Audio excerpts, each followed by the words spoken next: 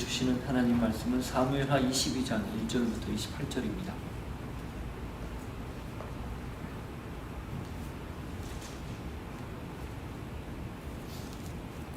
같이 읽겠습니다. 여호와께서 다윗을 모든 원수의 손과 사울의 손에서 구원하신 그날에 다윗이 이 노래의 말씀으로 여호와께 아뢰어 이르되 여호와는 나의 반석이시오 나의 요새시오 나를 위하여 나를 건지시는 자시오 내가 피할 나의 반석의 하나님이시오 나의 방패시오 나의 구원의 뿌리시오 나의 높은 망대시오 그에게 피할 나의 피난처시오 나의 구원자시라 나를 폭력에서 구원하셨도다 내가 찬송받으실 여호와께 아뢰리니 내 원수들에게서 구원을 받으리로다 사망의 물결이 나를 내우고 불의의 짐수가 나를 두렵게 하였으며 수월의 줄이 나를 두르고 사망의 올무가 내게 이르렀도다 내가 환난 중에서 여호와께 아뢰며 나의 하나님께 아뢰었더니 그가 그의 성전에서 내 소리를 들으시며 나의 부르짖음이 그의 귀에 들렸도다 이에 땅이 진동하고 떨며 하늘의 기초가 요동하고 흔들렸으니 그의 진노로 말미암음이로다 그의 코에서 연기가 오르고 입에서 불이 나와 사르며 그 불에 숯이 피었도다 그가 또 하늘을 들이우고 강림하시니 그의 발 아래에는 어두컴컴하였도다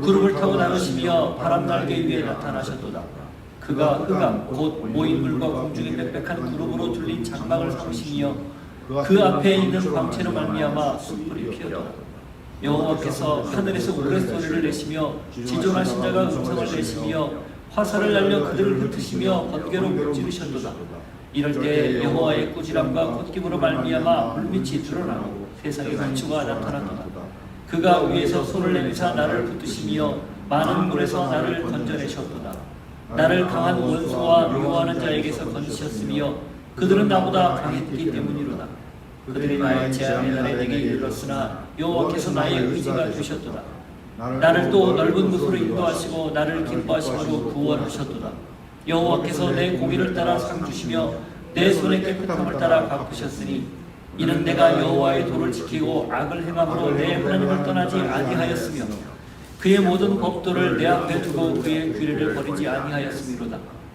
내가 또 그의 앞에 완전하여 스스로 지켜 죄악을 피하였나니 그러므로 여호와께서 내 의대로 그의 눈앞에서 내 깨끗한 대로 내게 갚으셨도다 자비한 자에게는 주의 자비하심을 나타내시며 완전한 자에게는 주의 완전하심을 보이시며 깨끗한 자에게는 주의 깨끗하심을 보이시며 사악한 자에게는 주의 거스르심을 보이시리이다 주께서 견고한 백성은 구원하시고 교만한 자를 살피사 낮추시리이다 다윗이 승전가를 불렀습니다 하나님의 구원을 노래했습니다 힘들고 어려운 상황에서도 절대적으로 불가능한 상황에서도 하나님의 구원을 맛보았습니다. 그가 부른 이 노래 바로 우리의 노래가 되게 하시고 우리 또한 늘 이 노래를 부를 수 있는 귀한 결단이 있게 하여 주옵소서. 예수 이름으로 기도하옵나이다. 아멘. 시편이 150개 시편이 있죠. 그 중에 다윗이 지은 시가 몇 편인지 몇 개인지 혹시 아시는 분? 70.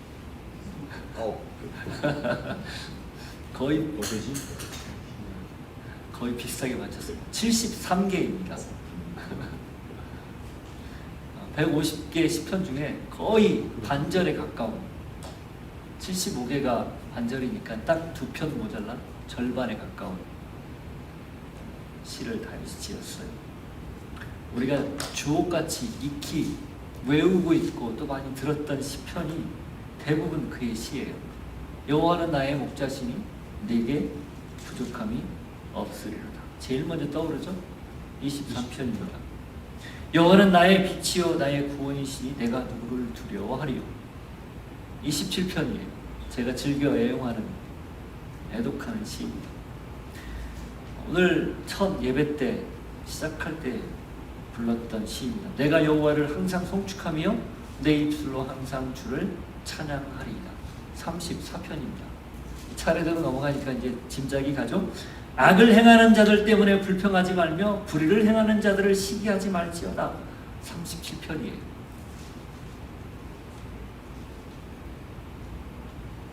여호와 우리 주여 주의 이름이 온 땅에 어찌 그리 아름다운지. 거꾸로 거슬러 내렸습니다. 8편입니다. 여호와여 나의 대적이 어찌 그리 많은지요. 압살롬을 피해 도망칠 때 지었던 시입니다. 3편이에요. 여호와여 주의 장막에 머무를 자 누구니까? 누가 하나님을 예배할 수 있습니까? 15편이에요. 114편도 비슷하죠? 헤아리기 어려울 정도로 많아요. 그리고 오늘 우리가 읽은 이 노래 사무엘하 22장이 사실은 10편, 18편입니다. 우리 18편을 한번 가서 볼까요? 표제어부터 보시면 돼요. 이 표제어가 22장에서는 1절로 되어 있습니다. 그리고 18편 1절 나의 힘이신 여호와여 내가 주를 사랑하나이다. 요것이 22장에서는 빠져 있어요. 그렇게 해서 1절 2절이 맞춰지는 거죠. 여호와의 종 다윗의 시 인도자를 따라 부르는 노래 여호와께서 다윗을 그 모든 원수들의 손에서와 사울의 손에서 건져주신 날에 다윗이 이 노래의 말로 여호와께 아뢰어 이르되 이렇게 되어 있죠. 그리고 나의 힘이신 여호와여 내가 주를 사랑하나이다. 이어서 2절에 여호와는 나의 반석이시오 나의 요새시오 이렇게 시작되는 시가 이 22장하고 똑같습니다. 내용 거의 일치해요. 그래서 학자들은 이 사무엘하 22장에 나오는 다윗의 시를 시편에 그대로 고스란히 가져가서 옮겨 적은 것으로 그렇게 보통 봅니다. 그래서 한번 보세요. 거의 같습니다. 내용도 같고 흐름도 같고 그대로 갖다 옮겨 적은 걸로 그렇게 보는 거죠. 자, 이렇게 주옥 같은 시들을 다윗이 지었어요. 자, 그럼 또 물어볼게요. 다윗이 지은 이 73편, 73개의 시편 중에 그가 하나님을 온전히 찬양하고, 예를 들어 시편 150편 같은 시들이죠. 할렐루야 여호와를 찬양하라 이렇게 시작되는 시 같은 찬양시의 범주에 들어가는 시편이 몇 편일까요? 73개 중에 인터넷 검색을 빨리 해보는데 몇 편 정도 될까요? 한 절반 정도 될까요? 네. 우리 양신 형제님은 아침에 안신기 목사님 설교를 들으셨군요. 9개예요. 9개. 그럼 나머지 64개가 대부분 어렵고 힘들 때, 단식할 때, 고통 중에 있을 때, 부르짖을 때 하나님을 찾을 수밖에 없는 형편에서 부른 시들입니다. 사실 오늘 시편 18편이 그리고 사무엘하 22장이 다윗의 승전가라는 부제가 붙어 있어요. 아니 이제 우리끼리 붙인 거죠. 학자들이 붙인 거죠. 그런데 이 승전가 내용을 잘 보면 그 안에 인생의 희로애락이 다 담겨 있어요. 그냥 처음부터 끝까지 찬양으로만 일관하지 않아요. 중간중간에 오늘 우리가 보겠지만 그가 왜 하나님 앞에 이 노래를 부를 수밖에 없는지에 대한 설명도 나와요. 그런 걸로 볼 때 사실 노래라는 것은, 찬양이라는 것은 결국 인생의 희로애락을 담아내는 하나의 방편인데 언제 더 사람들의 마음에 오래오래 울리는가? 아이러니하게도 힘든 경우를 이야기할 때입니다. 어려웠고 고난 중에 있고 고통 중에 있는 것들을 말할 때 오랫동안 회자됩니다. 왜 그럴까요? 그게 바로 내 마음을 다 대변하는 것처럼 느껴지거든요. 왠지 저 노랫말이 내 이야기 같은 거예요. 왠지 저 고백이 내 고백 같은 거죠. 그게 사랑의 고백이 됐던, 아니면 시련의 고백이 됐던, 아니면 고통 중에, 어려움 중에 나를 좀 제발 여기서 좀 벗어나게 해달라는 그 한탄이 됐던, 아니면 너무너무 즐겁게 뛰면서 그렇게 환희의 노래를 부르는 것이 됐든 결국 그게 자기의 마음을 대변하기 때문인 거예요.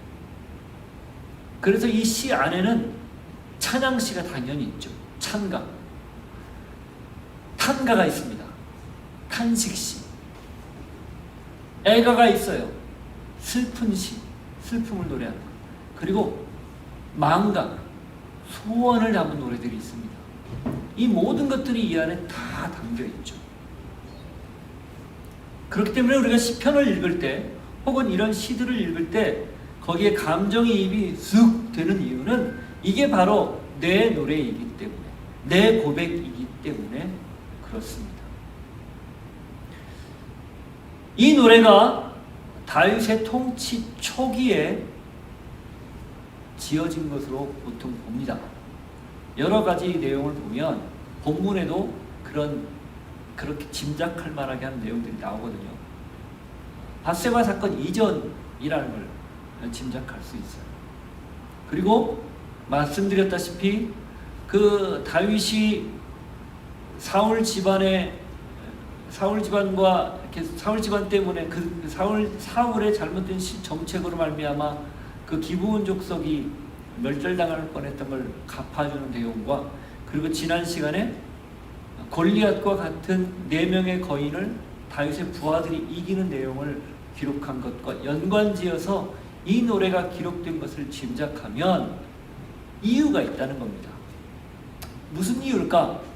네, 다윗이 그의 삶의 생애 전반에 하나님이 그와 함께한 흔적을 있는 그대로 표현해서 노래한 것처럼 다윗 통치 내내 다윗이 다스리는 시대에도 동일하게 다윗을 비롯한 그의 동역자들, 그의 신하들, 그의 백성들도 그런 노래를 부르는 것, 그렇게 하나님을 기억하고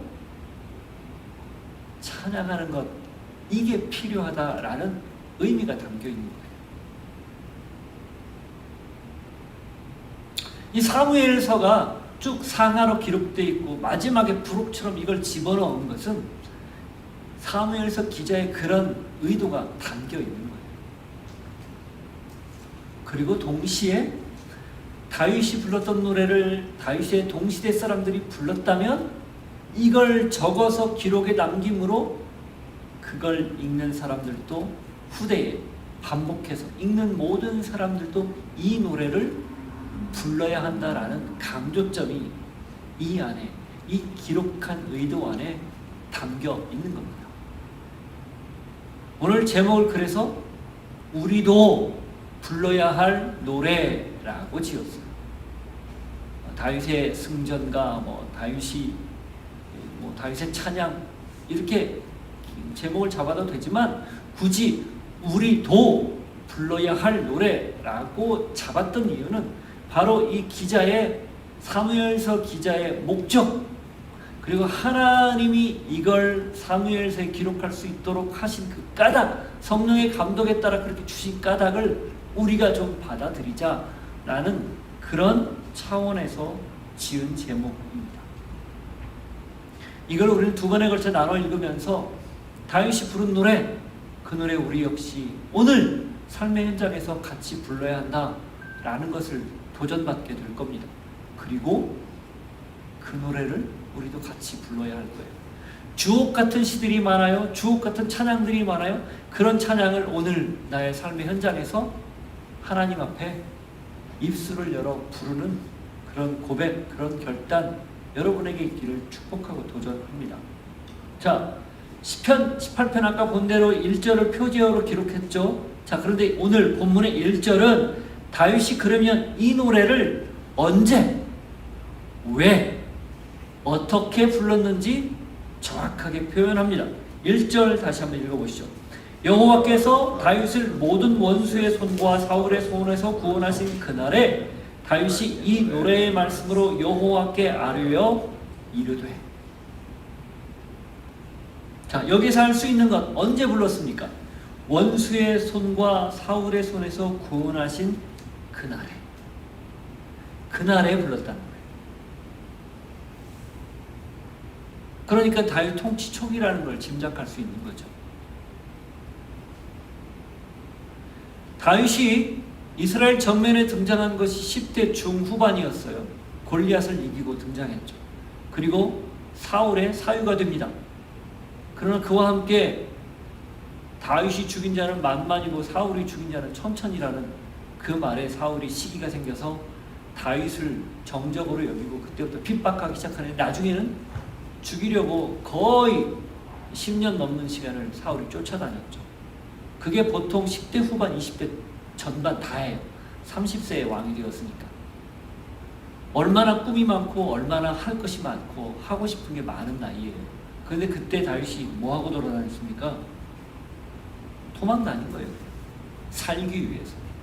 그가 살기 위해서 그 도망 다녔던 그 10수년의 세월은 굉장히 눈물겨울 정도로 비참할 때도 있었고, 그리고 내가 이렇게 살아도 될까? 내가 이렇게 사는 나의 삶에 소망이 과연 있을까 싶을 정도로 어려운 경우가 많이 있었습니다.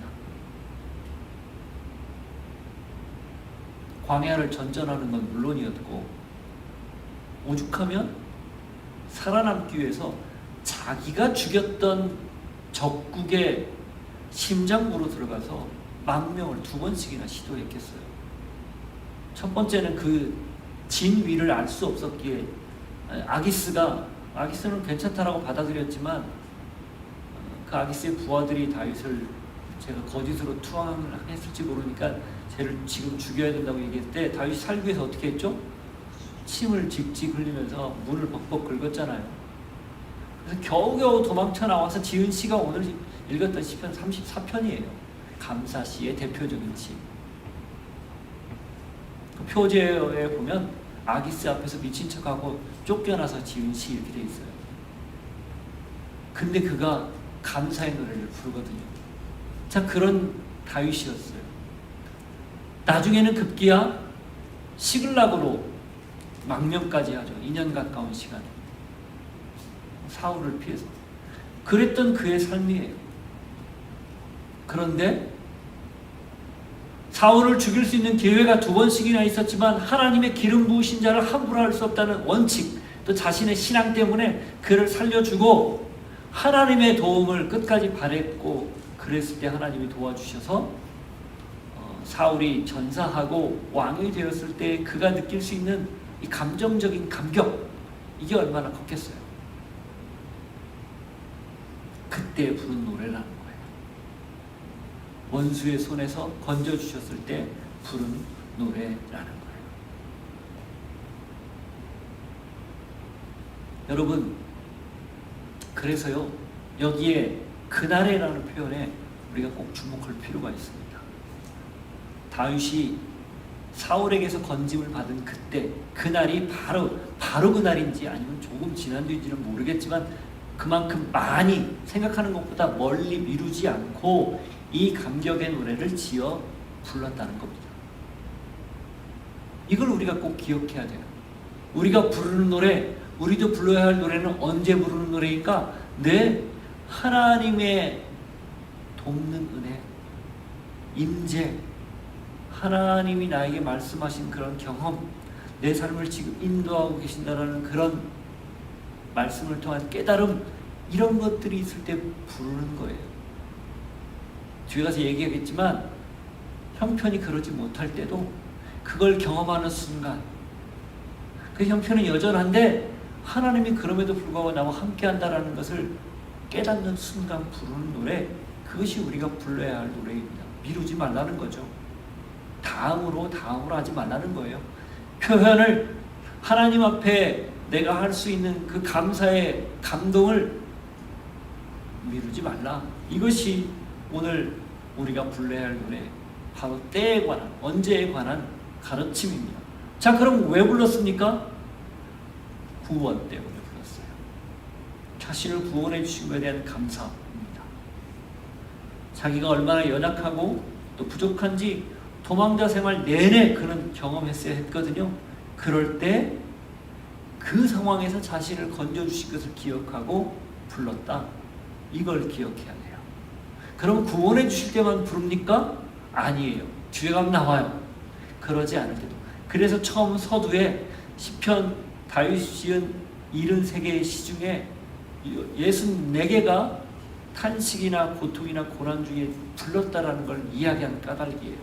관계없이 그렇게 하나님을 찬양하는 걸로 하죠. 그럼 어떻게 합니까? 감사의 시로, 찬양의 노래로 입술을 열어 실질적인 것으로 부르기 시작했다는 거예요.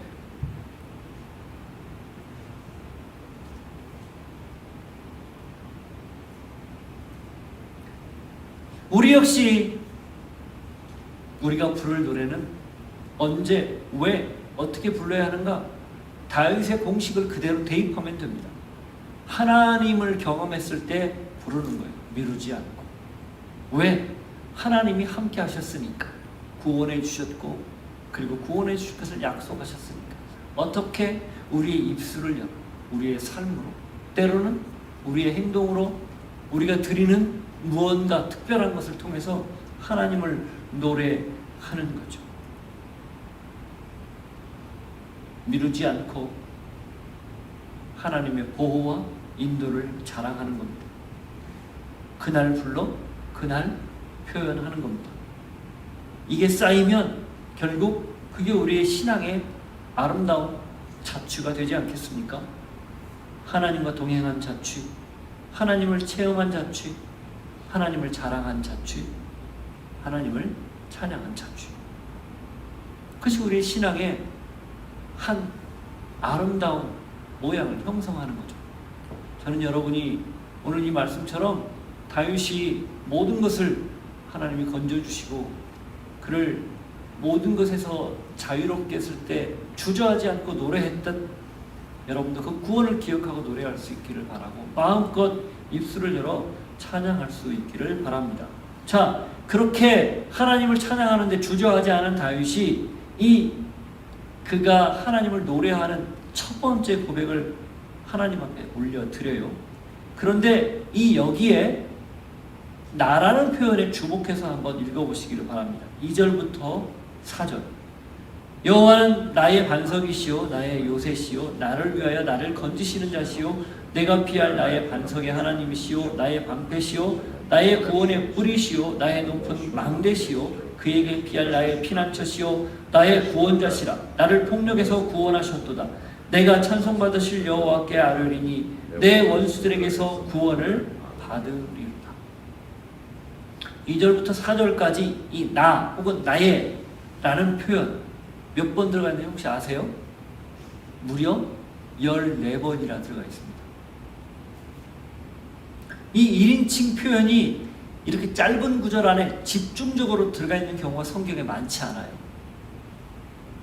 그럼 왜 다윗이 나의, 내 이 표현을 반복해서 썼을까요? 그만큼 지금 자기가 경험한 하나님을 마음껏 자랑하고 싶은 거예요. 지금 다윗은 그들의 조상, 그들이 흔히 관용구처럼 쓰는 아브라함의 하나님, 이삭의 하나님, 야곱의 하나님이라고 불렀던 그 하나님을 지금 누구의 하나님으로 경험하고 있는 거예요? 자기의 하나님으로 경험하고 있는 거예요. 내 하나님으로.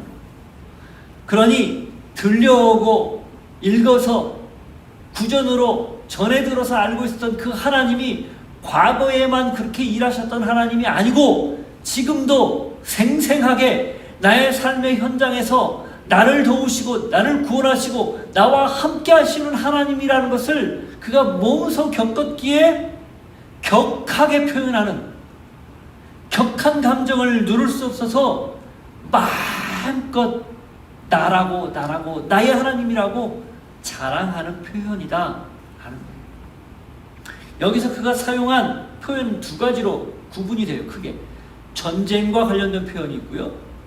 그리고 그가 광야에서 경험했던 지형적인 것과 관련이 되어 있어요. 이 전쟁과 관련되어 있는 것이 건지시는 분 혹은 방패, 구원의 뿔 이런 표현이죠. 그리고 지형, 그가 광야에서 몸소 겪었었던 그 높은 산과 침범할 수 없었던 그 대자연의 위대한 그런 상황에서 자기가 얼마나 작은지를 보면서 느꼈던 그거, 반석, 요새, 피할 바위, 산성 이런 표현들이 자연과 관련된 표현들입니다. 무슨 뜻이에요? 지금 다윗은 과거 조상들의 하나님을 자기의 하나님으로 경험했는데 그 하나님을 어떻게 표현하는 거예요? 내가 살아왔던 생애에서 직접 몸으로 맞닥뜨리며 했던 경험들을 그대로 차용해서 하나님을 표현하고 있다는 말이에요.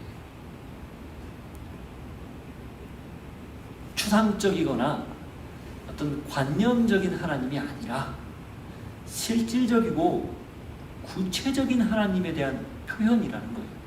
바꿔 이야기하면 다윗은 이 나의라는 말과 그 뒤에 붙인 수식어구를 통해서 그 모든 게 자기가 지금까지 생애에서 생생하게 경험한 하나님에 관해서 표현하고 있는 거라는 거예요. 무슨 말인지 아시겠습니까? 신앙은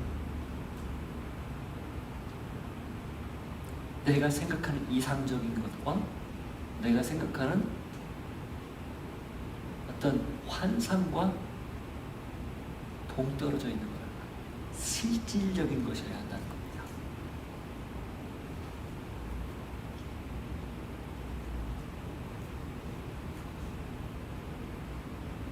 그는 실생활에서 하나님을 아주 구체적이고 친밀하게 경험한 걸 표현했습니다. 그의 신앙은 삶과 밀접하게 연결되어 있었다는 뜻이에요.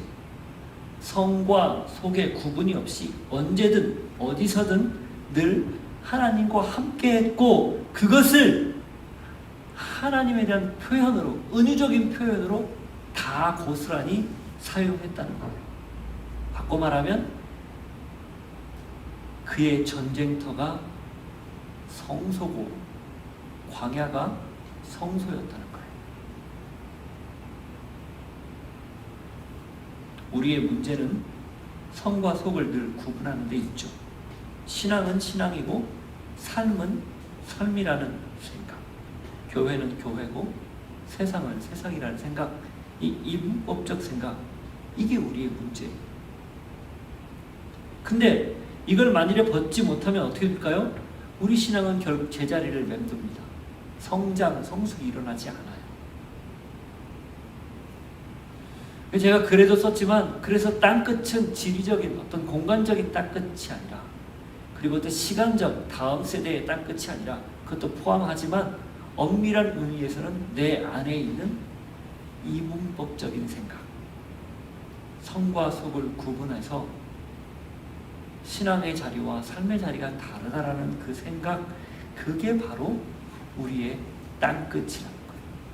거기에 복음, 거기에 하나님의 가치가 심어져야 한다는 것이죠.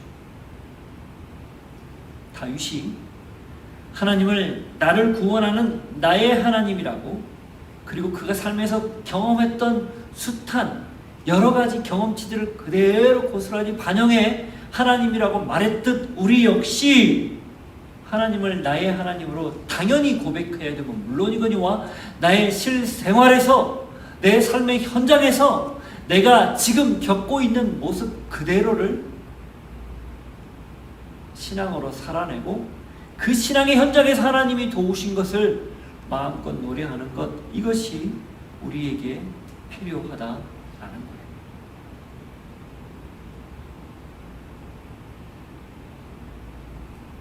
내 삶에 밀접하게 연관된 것, 그것을 성과 속으로 구분하지 않고 모든 영역에서 하나님의 임재와 다스림을 실현하는 그런 순전한 모습. 요즘은 사이버 세상까지 포함하는 거죠. 모든 가상 공간까지 포함해서 그곳에서 내가 하나님의 사랑을 살아내야 된다는 것, 이것이 이 다윗이 나의 하나님, 나의 하나님, 나를 건지시고 나를 도우시고 방패시고 라고 고백했던 말 속에서 우리에게 주시는 메시지. 부디 바라기는 이곳에서만 하나님을 광대하시다 찬양하지 않고 삶의 현장에서도 그렇게 광대하시다 찬양하고, 그렇게 찬양하기에 여러분의 모습 자체가, 삶이 고스란히 노랫말로 그렇게 사람들의 귓가에 들리기를 도전하고 축복합니다. 자, 그렇게 해서 나의 하나님이라고 고백했는데 웬걸 그 다음 내용을 보면 그럼에도 불구하고 한계가 있더라는 거예요. 그러함에도 불구하고 삶의 한계가 여전하다는 것을 보여줍니다. 5절부터 7절 시작. 사망의 물결이 나를 애우고 불의의 창수가 나를 두렵게 하였으며 스올의 줄이 나를 두르고 사망의 올무가 내게 이르렀도다. 내가 환난 중에서 여호와께 아뢰며 나의 하나님께 아뢰었더니 그가 그의 성전에서 내 소리를 들으시며 나의 부르짖음이 그의 귀에 들렸도다. 삶의 한계가 여전히 있습니다. 거기 사망의 물결, 불의의 창수, 스올의 줄, 사망의 올무. 보세요. 사망, 불의, 스올, 사망. 뭔 이미지가 떠오릅니까? 더 이상 소망이 없고 더 이상 가망이 없는 그런 이미지가 떠오르지 않으세요? 물결, 창수, 넘치는 물들이죠. 우리가 요즘 이걸 실감하지 않았습니까? 안타깝게도 지금 다윗의 삶에 하나님을 노래하고 하나님이 그런 분이라고 찬양했지만 여전히 그런 모습들이 있었다는 거예요. 물론 과거형일 수도 있어요. 현재 진행형도 있을 수 있습니다. 또 앞으로도 끊이지 않고 그런 일들이 있을 수 있다는 것도 내포해요. 무슨 뜻이에요? 우리가 하나님을 찬양하지만 우리의 삶의 현장이 여전히 한계에 부딪히더라. 여전히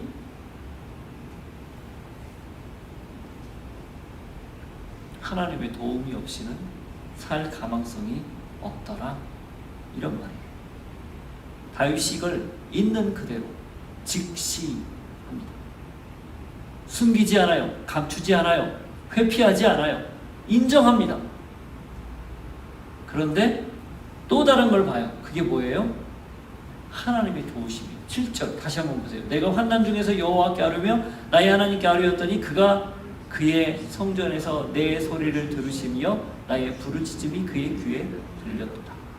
이게 신앙이에요.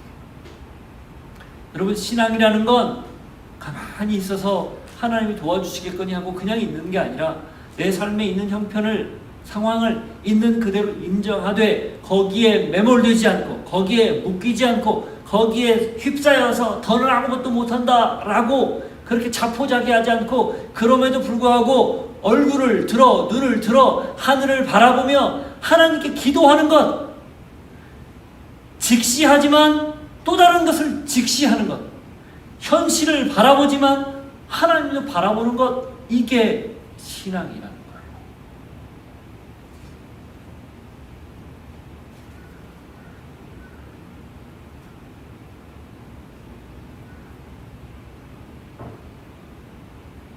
그러면 하나님이 어떻게 합니까?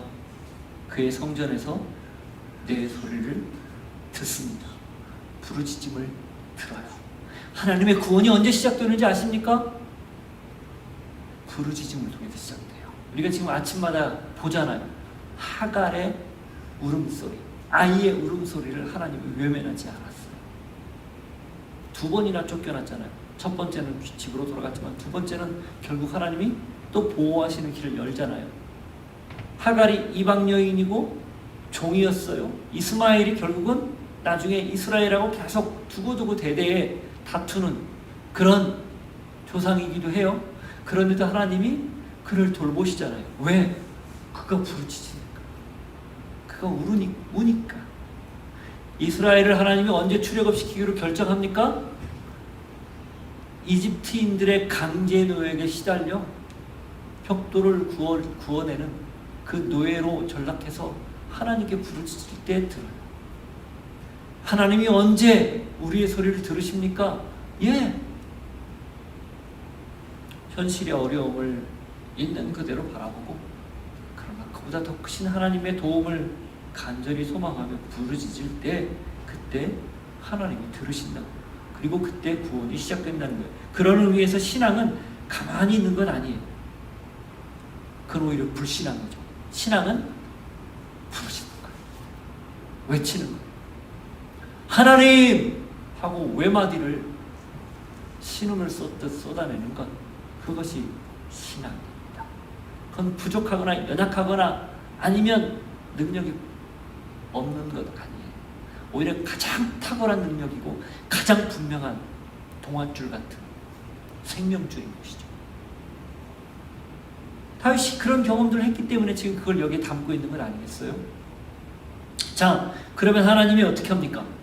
그 소리를 들으셨어요. 들으신 다음에 하나님의 반응이 뭐예요? 8절부터 16절이에요. 1조. 이에 땅이 진동하고 떨며 하늘의 기초가 요동하고 흔들렸으니 그의 진노로 말미암음이로다. 그의 코에서 연기가 오르고 입에서 불이 나와 사름이여 그 불에 숯이 피었도다. 그가 또 하늘을 들이우고 강림하시니 그의 발 아래에는 어두캄캄하였도다. 구름을 타고 나르시며 바람 날개 위에 나타나셨도다. 그가 흑암 곧 모인 물과 공중의 빽빽한 구름으로 둘린 장막을 삼으시며 그 앞에 있는 광채로 말미암아 숯불이 피었도다. 여호와께서 하늘에서 우레소리를 내시며 지존하신 자가 음성을 내시며 화살을 날려 그들을 흩으시며 번개로 무찌르셨도다. 이럴 때에 여호와의 꾸지람과 콧김으로 말미암아 물밑이 드러나고 세상의 기초가 나타났도다. 이 5절과 6절 스올, 사망, 죽음 이 표현보다 이 지금 방금 읽었던 8절부터 16절까지의 이 표현, 여러분이 볼 때는 어떤 게 더 강해 보입니까? 당연히 8절부터 16절이에요. 하나님께 부르짖었더니 하나님이 다윗이 경험하고 있는 죽음이라는 극악의 공포, 그것을 넘어설 수 있는 모습으로 나타나시더라 그 말이에요. 더 이상은 소망이 없어서 죽을 것 같은 그런 상황인데도 불구하고 하나님이 그것을 넘어서는, 이겨낼 수 있는 모습으로 현현하시더라 그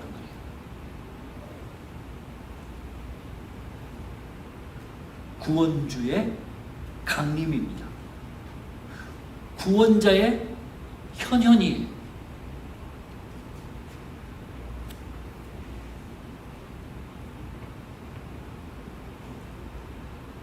다윗이 실제로 기가 막힌 삶의 현장에서 그걸 경험한 거예요. 그동안 30세 어간이라고 보면 숱한 죽음의 고비를 넘길 때마다 우연같이 일어난 그 많은 일들이 따져보니 하나님의 현현이었다. 개입이었다. 역사였다. 이 8절부터 16절까지 나오는 이 하나님의 이미지 그대로였다 라는 거예요. 사실은 다윗이 더 많은 표현들을 알고 있었으면 장황하게 8절부터 100절까지 썼을 거예요. 쓸 수 있는 말 다 썼을 거예요. 그만큼 하나님의 임재와 도우심이 구체적이고 현실적이고, 그리고 모든 어려움들을 넘어설 수 있는, 넘어서게 하는 실체였다라는 거죠.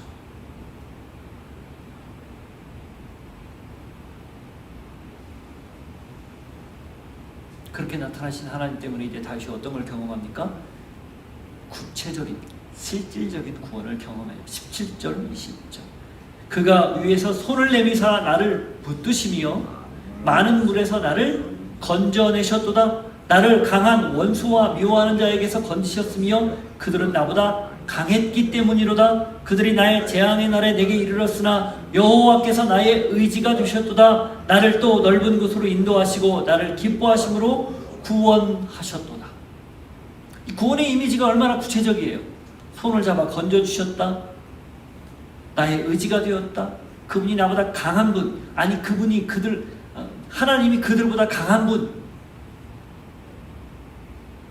분이었다. 나는 그들보다 약했는데 하나님이 그들을 이겼다. 더 기가 막힌 표현은요, 그 구원의 근거가 나를 기뻐하심으로 구원했다 이 말이에요. 야, 이 다윗의 표현 보세요. 하나님이 나를 기뻐해서 구원했대요. 불쌍히 여겨서 구원했다, 뭐 이런 표현 써도 되잖아요. 근데 이게 원문은요, 잘 보면 좋아해서라는 표현으로 되어 있어요. 하나님이 나를 좋아해서 구원했다. 와, 놀랍지 않으세요? 하나님이 나에게 도움의 손길을 내미는데 그게 다른 게 아니라 나를 좋아해서 그랬다는 거예요. 굉장히 교만하지 않습니까? 근데 여러분, 이게 교만으로 들리나요? 아니면 다른 어떤 걸로 들리세요? 그만큼 다윗이 하나님과 친밀하다는 거예요. 가깝다는 거예요. 하나님이 다윗을 구원하는데 이유가 없어요. 왜 그래요? 좋아하니까. 하나님 다윗에게 은혜를 베푸는데, 이것저것 베푸는데 이유가 없어요. 왜 그래요? 사랑하니까. 바로 그런 내용.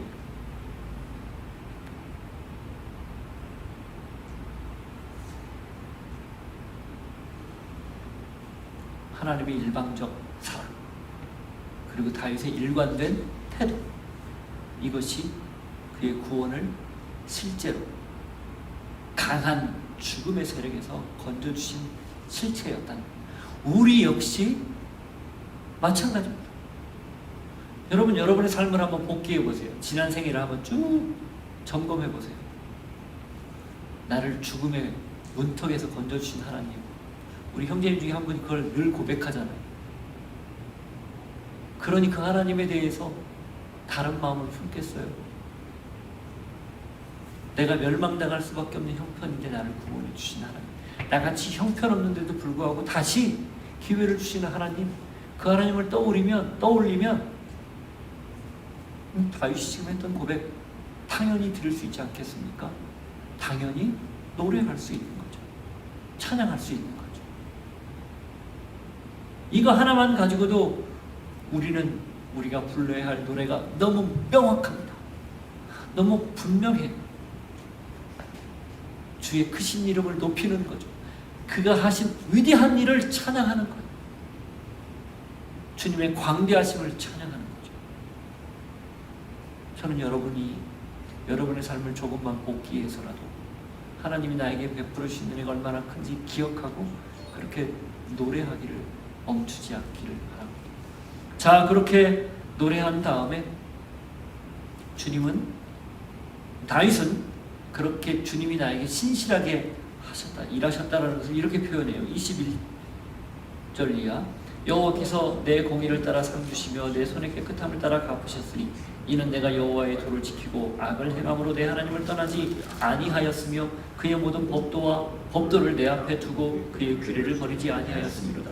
내가 또 그의 앞에서 완전하여 스스로 지켜 죄악을 피하였나니 그러므로 여호와께서 내 의대로 그의 눈앞에서 내 깨끗한 대로 내게 갚으셨도다. 그러면서 하나님이 나에게서 의로움을 발견하시고 그것 때문에 나에게 이런 은혜를 베푸셨다, 이렇게 말하는 거예요. 이걸 근거로 이제 밧세바 사건 이전에 이 시를 지었다, 이렇게 보는 거예요.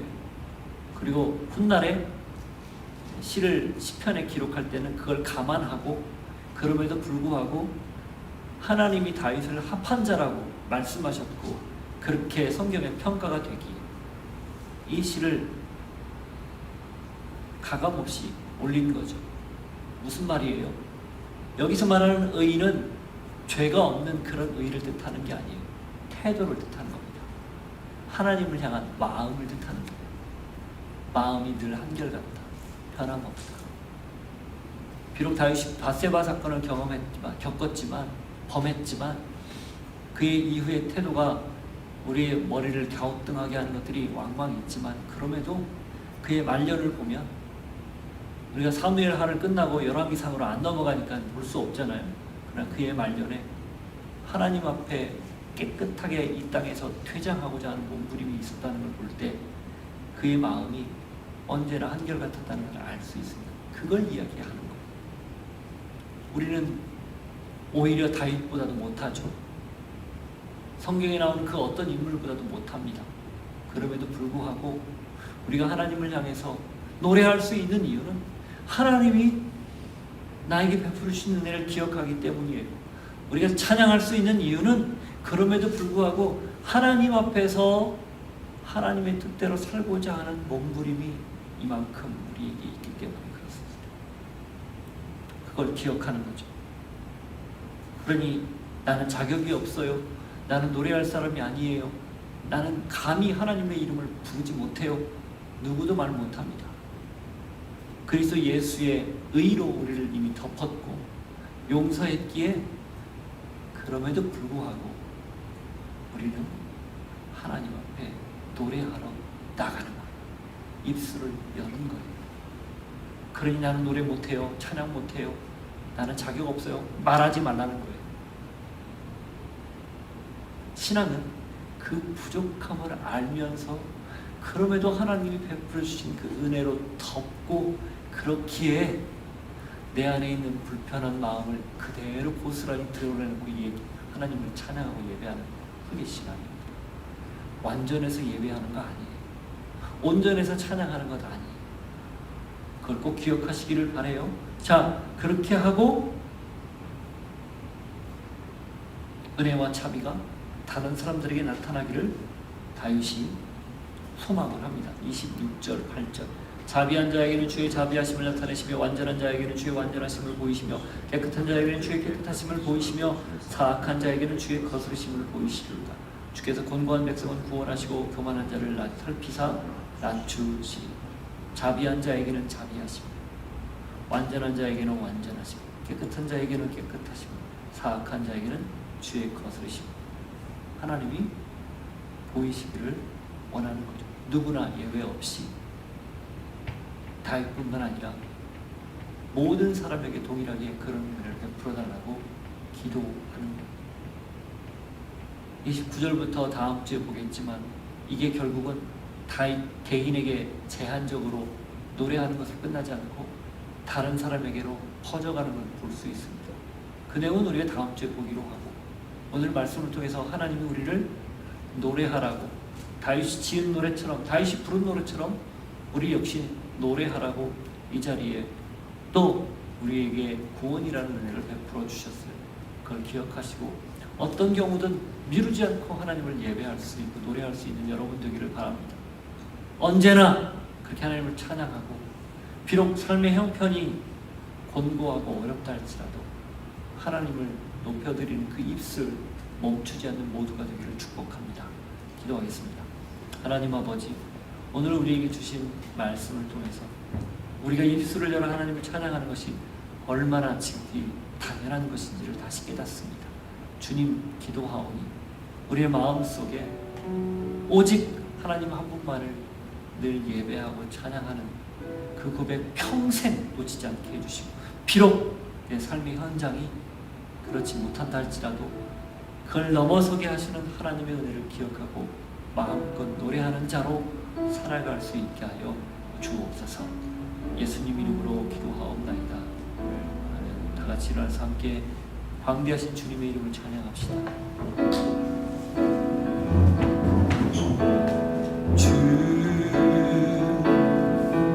여호와는 광대하시다. 그 거룩한 하나님 성에서 찬양할지어다.